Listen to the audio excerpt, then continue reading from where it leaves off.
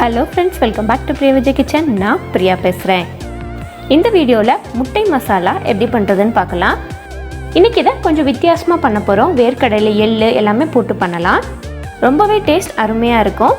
கண்டிப்பாக ட்ரை பண்ணி பாருங்கள். சரி, வாங்க வீடியோக்குள்ளே போகலாம்.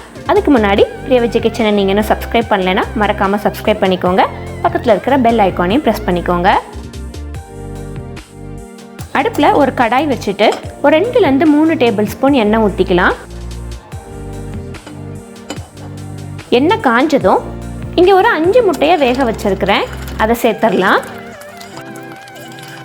ஒரு 2லேருந்து 3 நிமிஷம் நல்லா வதக்கிக்கலாம்.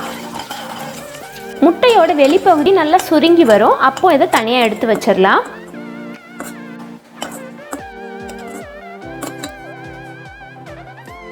அதே கடாயில் 1 டீஸ்பூன் சீரகம், ஒரு 5லேருந்து 6 வெந்தயம், 2 காய்ந்த வத்தல், 2 பச்சை மிளகாய், அப்புறம் ஒரு பெரிய வெங்காயத்தை நறுக்கி வச்சுருக்கிறேன், அதையும் சேர்த்துடலாம். கூடவே கறிவேப்பிலை, 3 பல்லு பூண்டை தட்டி வச்சுருக்கிறேன், அதையும் சேர்த்துடலாம். அடுத்து ஒரு தக்காளி மசியறதுக்கு கொஞ்சம் உப்பு போட்டு மூடி வச்சிடலாம். தக்காளி நல்லா மசியட்டும். அதுக்குள்ளே வறுக்க வேண்டியதை வறுத்து வச்சிடலாம். இன்னொரு கடாயில் ஒரு 1/2 டேபிள் ஸ்பூன் கசகசா, 1/2 டீஸ்பூன் எள்ளு, 2 டேபிள் ஸ்பூன் துருவின தேங்காய், அப்புறம் 1 டேபிள் ஸ்பூன் வறுத்த வேர்க்கடலை சேர்த்துக்கலாம்.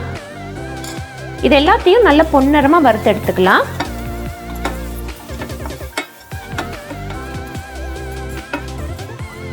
வறுத்ததை கொஞ்சமாக தண்ணீர் விட்டு ஒரு பேஸ்ட் மாதிரி அரைச்சி எடுத்துக்கலாம்.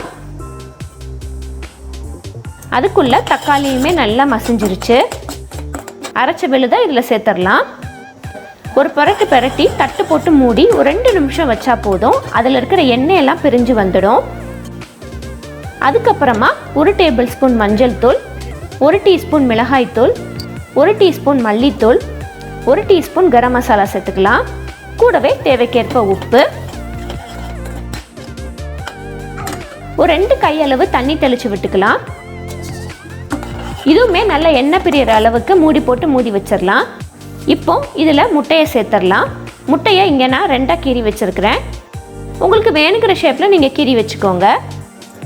ஒரு பரட்டி ஒரு 2 நிமிஷம் மூடி வச்சுட்டு பிறகு கொத்தமல்லி இலையை போட்டு இறக்கினா சுவையான முட்டை மசாலா ரெடி. இந்த ரெசிபியை உங்கள் வீட்டில் ட்ரை பண்ணி பாருங்கள். ட்ரை பண்ணி பார்த்துட்டு உங்களோட வேல்யூபிள் கமெண்ட்ஸை கீழே கமெண்ட் செக்ஷனில் மென்ஷன் பண்ணுங்கள். இந்த ரெசிபி வீடியோ உங்களுக்கு பிடிச்சிருந்துச்சுன்னா உங்கள் ஃப்ரெண்ட்ஸோட ஃபேமிலியோட ஷேர் பண்ணுங்கள். தேங்க்யூ. தேங்க்ஸ் ஃபார் வாட்சிங்.